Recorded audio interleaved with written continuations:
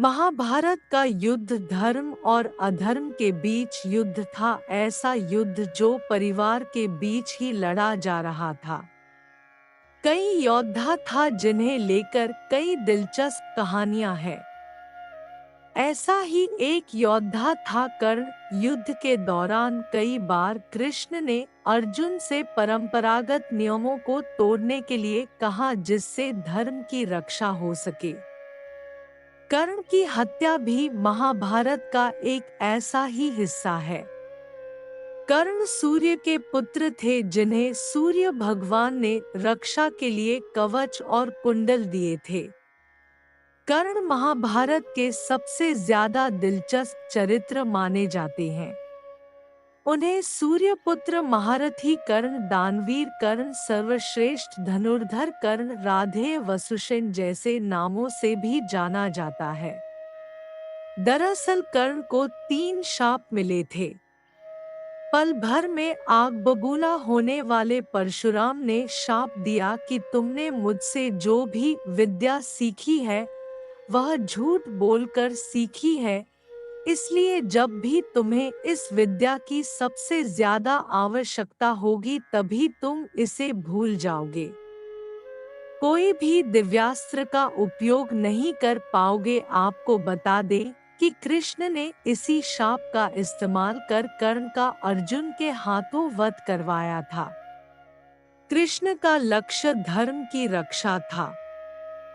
भगवद गीता में यह स्पष्ट रूप से भगवान कृष्ण ने कहा है कि लक्ष्य महत्वपूर्ण है, ना कि वह पहुंचने का रास्ता। महाभारत में भगवान कृष्ण का पहला लक्ष्य धर्म की रक्षा करना और अधर्म का नाश करना था। धर्म की रक्षा के लिए कृष्ण नियमों को तोड़ने से भी पीछे नहीं हटे। कर्ण की हत्या इसका सबसे बड़ा उदाहरण है। युद्ध के दौरान कर्ण निहत्थे थे, तब कृष्ण ने अर्जुन से कर्ण को मारने के लिए कहा था।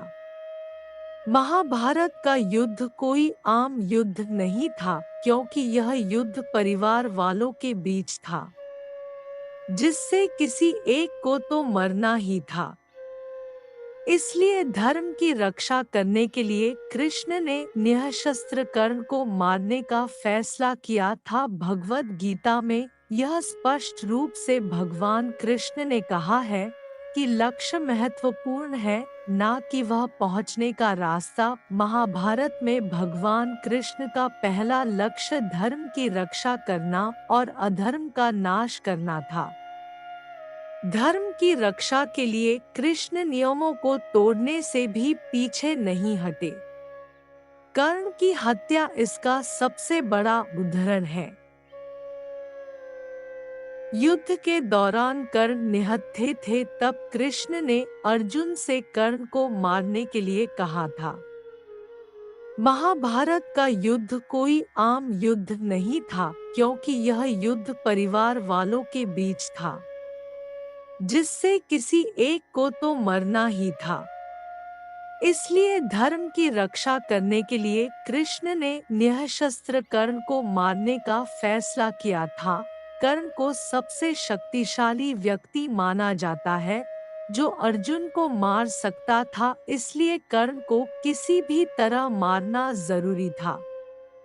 कर्ण मौत के बाद आगे चलकर पांडवों की महाभारत में जीत हुई थी। क्यों कर्ण को आज भी इज्जत की नजर से देखा जाता है। कोई भी कृष्ण के कर्ण को मारने का सही जवाब नहीं दे सकता, लेकिन जो अधर्म के रास्ते पर चलेगा उसका सर्वनाश निश्चित है। कर्ण गलत नहीं था, सिर्फ उन्होंने गलत लोगों का साथ दिया था। यही वजह है कि उनकी मौत के बाद भी दुनिया भर में उनको इज्जत से याद किया जाता है।